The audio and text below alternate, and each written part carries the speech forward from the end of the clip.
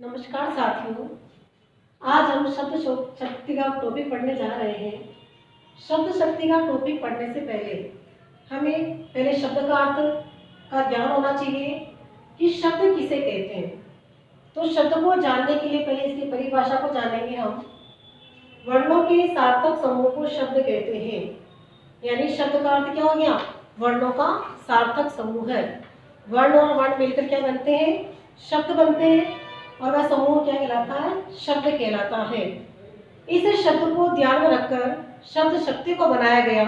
और शब्द शक्ति जो होती है इसका अर्थ देखेंगे कि शब्द शक्ति क्या होती है। कि शब्द शक्ति की परिभाषा से हम इसके अर्थ को जानेंगे कि शब्द में अंतर्निहित अर्थ को ही प्रकट करने वाले व्यापार को शब्द शक्ति कहते हैं। इस परिभाषा को जानने के बाद अगर हम अपने खुद के शब्दों में देखें या खुद के वाक्य में देखें तो इसकी परिभाषा क्या हो जाएगी? शब्द में अंतर्निहित शक्ति ही क्या कहलाती है? शब्द शक्ति कहलाती है। तो शब्द में ऐसी क्या शक्ति प्रकट होती है जिससे हम इसके अर्थ के ज्ञान को जान सकें कि वास्तव में ये वाक्य क्या कहना चाहता है, क्या इसकी ताकत है, क्या इसकी शक्ति है। उसी को हम क्या कहेंगे? शब्द शक्ति कहेंगे। फिर शब्द की शक्ति की परिभाषा को जानने के बाद हम देखेंगे कि शब्द की शक्ति के अनुसार शब्द के प्रकार कितने होते हैं। शब्द के 3 प्रकार होते हैं और इन 3 प्रकार को हम देखेंगे। सबसे पहला होता है वाचक, दूसरा होता है लक्षण और तीसरा होता है व्यंजक। अब ये वाचक का मतलब क्या होता है? वाचक का मतलब होता है बोलना, प्रकट करना। यानी जिस शब्द को हम प्रकट करते हैं, जिसको हम बोलते हैं, उसी को हम वाचक बोध कहते हैं।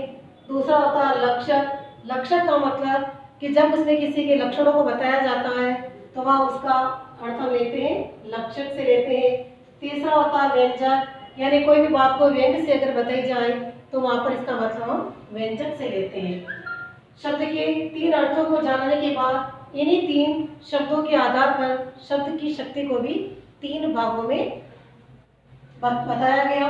या इसके 3 प्रकार होते हैं। और ये 3 प्रकार कौन कौन से होते हैं? कि शब्द के अर्थ के संबंध में के अनुसार शब्द की 3 प्रकार हम देखेंगे या 3 प्रकार इसके होते हैं। तो शब्द शक्ति के प्रकार कौन कौन से हैं? पहला प्रकार है अभिधा, दूसरा है लक्षणा और तीसरा है व्यंजना। तो ये अभिधा, लक्षणा और व्यंजना। अभिधा शब्द शक्ति का कौन से शब्द से संबंध है? वाचक से इसका संबंध लेंगे हम। लक्षण शब्द से हम लक्षणा शब्द शक्ति बनाएंगे और व्यंजक से व्यंजना शब्द शक्ति का निर्माण करेंगे। तो सबसे पहले हम देखेंगे अभिधा शब्द शक्ति। ये अभिधा शब्द शक्ति होती क्या है? अगर हम हमारे सरल अर्थ में इसको देखें कि अभिधा शब्द शक्ति क्या होती है। अभिधा का मतलब होता है कि जिन वाक्यों को सरल रूप में या सरल भाषा में जिनको बोला जाता है और उसका एज इट इज ऐसा का वैसा जहाँ अर्थ निकलता है, वही वाक्य कौन सी शक्ति होती है? अभिधा शब्द शक्ति होती है। वापस सुन लीजिए, अभिधा शब्द शक्ति क्या होती है? कि जहाँ पर सरल वाक्य होता है और उसका वैसा का वैसा अर्थ निकलता है, जैसा हम उसको बोलते हैं, उसका कोई अन्य अर्थ नहीं लेते हैं, वहाँ पर शब्द की शक्ति होती है अभिधा शब्द शक्ति। अगर इसकी परिभाषिक तौर पर हम इसको देखें तो परिभाषा क्या हो जाएगी? साक्षात सांकेतिक अर्थ के बोध व्यापार को अभिधा शब्द शक्ति कहते हैं। यानी ये इसकी परिभाषा हो गई। और ये परिभाषा हमको कहाँ लिखनी होती है? दोस्तों, ये परिभाषा हमको जब इस शब्द शक्ति का स्पष्टीकरण करना होता है तब स्पष्टीकरण के लिए हमें इसकी परिभाषा को लिखना होता है। अब हम इसको देखें तो अभिधा शब्द शक्ति के कई अन्य नाम भी हैं जिसको हम देखेंगे। इसको मुख्यार्थ के नाम से भी जाना जाता है। मुख्यार्थ का मतलब क्या होता है? कि उस वाक्य का या उस शब्द का क्या निकलना चाहिए? मुख्य अर्थ निकलना चाहिए। वाच्यार्थ का मतलब होता है जैसा बोला जाता है वैसे जहाँ अर्थ निकलता है वो वाच्यार्थ होता है। संकेतित अर्थ का मतलब होता है संकेत के माध्यम से किसी शब्द के अर्थ को बताया जाए तो वह भी आपकी क्या होती है? अभिधा शब्द शक्ति होती है। सरलार्थ, जिस शब्द का सरल अर्थ निकले वह सरलार्थ कहलाता है। शब्दकोशीय अर्थ का मतलब ये होता है कि जिस शब्द को बोला गया उसका शाब्दिक अर्थ क्या निकलेगा, वो संबंध भी किससे रहता है, आपके लक्षणा अभिधा शब्द शक्ति से रहता है। नामवाची अर्थ, नामवाची अर्थ का मतलब है कि जब किसी वस्तु का या कोई प्राणी का कोई नाम रख लिया जाए और उसको उसी नाम से उसको संबोधित किया जाए तो वो होता है नामवाची अर्थ। लोक प्रचलित अर्थ, लोक प्रचलित का मतलब क्या होता है कि जो संसार में प्रचलित शब्द जो बने बनाए हुए आ रहे हैं और हम उसका ऐसे वैसे प्रयोग करते हैं, उसका अर्थ लेते हैं, वह आपके लोक प्रचलित शब्द होते हैं, उनको भी अभिधा शब्द शक्ति के अंतर्गत रखा जाता है। तो ये सबका बोध कराने वाली जो शक्ति होती है दोस्तों, वह कौन सी होती है, अभिधा शब्द शक्ति होती है। तो अभिधा शब्द शक्ति की पहचान हम क्या लेंगे, जो सरलार्थ हो, जिसका सरल अर्थ निकले, जिसका अन्य कोई अर्थ हम नहीं लेवे, वही आपकी शब्द शक्ति कौन सी होती है, वह शब्द शक्ति अभिधा शब्द शक्ति होती है। जिसमें सांकेत अर्थ होना चाहिए, जिसमें मुख्य होना चाहिए, जिसमें कोई भी नामवाची शब्द आ सकता है, जिसमें कोई भी शब्द कोशे शब्द आ सकता है। इन शब्दों का अर्थ को प्रकट करने वाली शक्ति आपकी कहलाएगी, अभिधा शब्द शक्ति कहलाएगी। अभी परिभाषा को जानने के बाद हम आपके इस उदाहरण पर जब समझेंगे कि वास्तव में अभिधा होती क्या है। तो यहाँ पर देखिए पहला उदाहरण है, मोती एक नटखट लड़का है। अब यहाँ पर एक वाक्य दिया गया है, मोती एक नटखट लड़का है। तो हम इसमें क्या देखेंगे कि मोती को किस लड़के की ओर संकेत किया है कि उसका वो नटखट है, और नटखट होने के साथ ही यहाँ पर मोती के बारे में बताया गया है। एक सिंपल सा वाक्य, साधारण सा वाक्य है जिसमें कहा जा रहा है कि मोती नटखट लड़का है, इसका हम कोई अन्य अर्थ नहीं ले सकते। ये सरल वाक्य, और जहाँ सरल अर्थ निकलता है जिसका कहीं कोई हम अन्य अर्थ नहीं निकाल सकते हैं, वही शब्द की शक्ति कौन सी हो जाती है, वहां पर अभिधा हो जाती है। फिर दूसरा एक उदाहरण है, गधा घास से चल रहा है। तो गधा की प्रकृति होती है घास को चढ़ना, एक सरल वाक्य है ये, इसका कोई हम अन्य अर्थ नहीं ले सकते हैं, इसीलिए यहाँ पर शब्द की कौन सी शक्ति होगी, अभिधा। फिर एक वाक्य और देखते हैं, शेर जंगल में रहता है। इस तरह का वाक्य अगर हमारे सामने आता है तो शेर जंगल में रहता है, तो यहाँ पर एक सरल वाक्य है। अब जहाँ पर साधारण वाक्य से क्या करते हैं, किसी वाक्य के अर्थ को बताते हैं या किसी संकेत को बताते हैं, तो वहाँ सरलार्थ निकलता है, और जहाँ सरलार्थ निकलता है वहाँ पर शब्द की शक्ति अभिधा होती है। तो दोस्तों ये होती है अभिधा शब्द शक्ति। अभिधा शब्द शक्ति को केवल हमको यही याद रखना है कि जहाँ सरलार्थ हो, जैसा आप बोलते हैं वैसे जहाँ अर्थ निकलता है, वह आपकी शब्द की शक्ति अभिधा हो जाएगी। केवल आपको इतनी सी बात याद रखनी है, और इतनी सी बात याद रखने पर आपकी शब्द शक्ति अभिधा हम वहाँ पर लिख सकेंगे। फिर आती है अपन शब्द की दूसरी शक्ति, जिसका नाम है लक्षणा। अब नाम ही इसका लक्षणा, यानी ये किसी किसी के लक्षणों को बताती है, या किसी लक्षणों को किसी अन्य के ऊपर आरोपित करके उसके अर्थ को प्रकट करती है, तो वहां पर शब्द की शक्ति हो जाएगी लक्षणा। तो अब इसकी एक परिभाषा को पहले हम देख लेते हैं, फिर इसको सरल अर्थ में भी देख लेंगे कि जब किसी वक्ता द्वारा, वक्ता का मतलब होता है बोलने वाला, द्वारा कहे गए शब्द के मुख्य अर्थ से अभिष्ट अर्थ का बोध न हो। कहने का मतलब क्या है कि जहाँ मुख्य वाक्य को बोला जा रहा है उसका कोई सरल अर्थ नहीं निकलना चाहिए। शब्द के मुख्यार्थ में बाधा हो, यानी मुख्य अर्थ में कोई बाधा आनी चाहिए, वहां पर थोड़ी कोई कठिनाई आनी चाहिए, तब किसी रूढ़ि या प्रयोजन के आधार पर मुख्यार्थ से संबंध रखने वाले लक्ष्यार्थ या आरोपितार्थ का बोध कराती है। बोध कराने वाले शब्द लक्षणा शब्द शक्ति कहलाती है, लक्षणा शब्द शक्ति होती है। तो क्या होना चाहिए कि लक्षणा शब्द शक्ति की इस परिभाषा को हम सरल रूप में देखें तो क्या होना चाहिए सरल रूप, एक तो मुख्यार्थ में क्या होनी चाहिए, बाधा होनी चाहिए, यानी उसका मुख्य अर्थ नहीं निकलना चाहिए, सरल अर्थ नहीं निकलना चाहिए।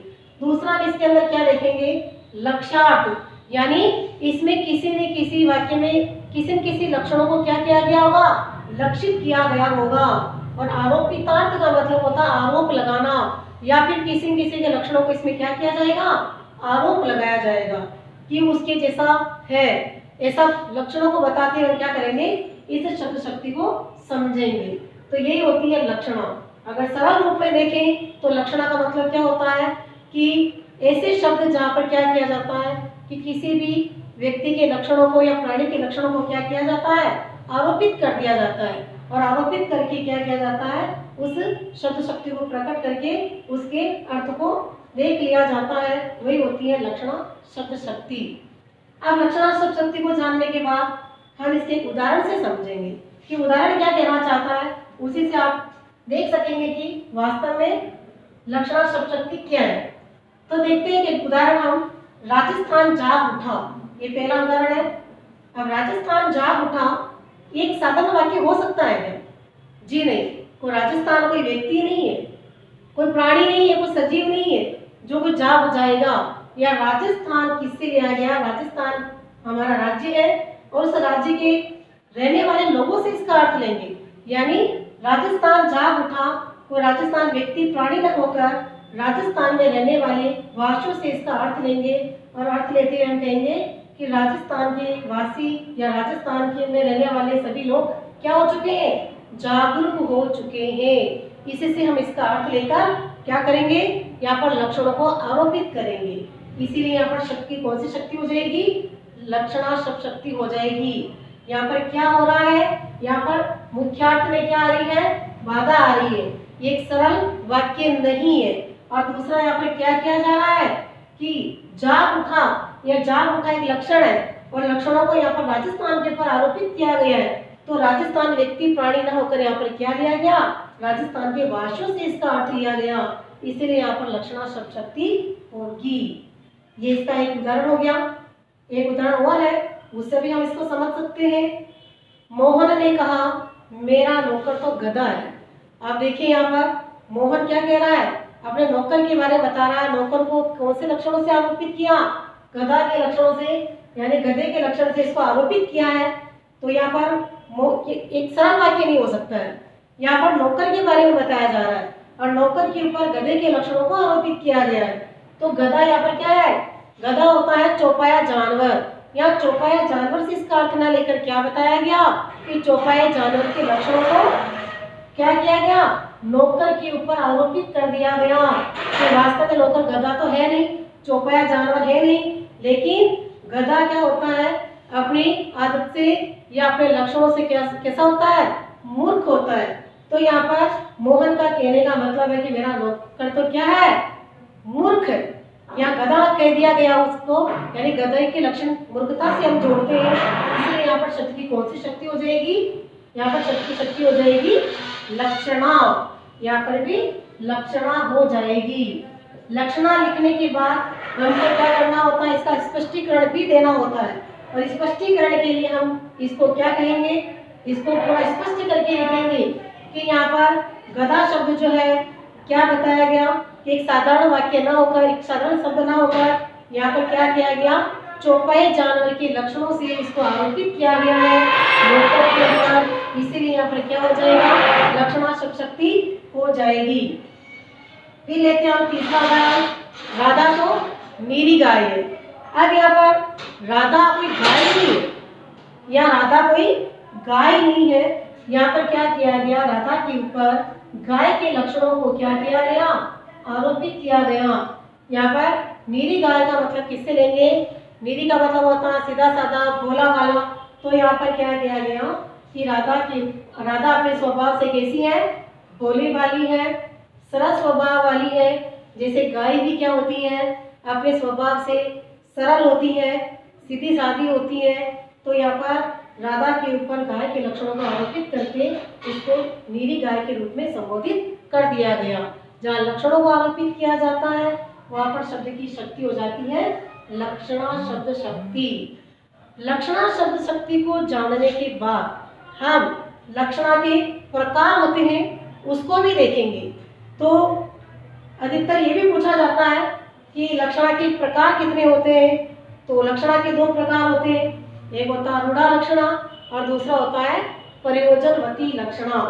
तो रूढ़ा लक्षणा, प्रयोजनवती लक्षणा को हम अगले वीडियो में देखेंगे और अगले वीडियो में आपको बताएंगे कि वास्तव में रूढ़ा क्या होती है और प्रयोजनवती क्या होती है। आज के लिए धन्यवाद।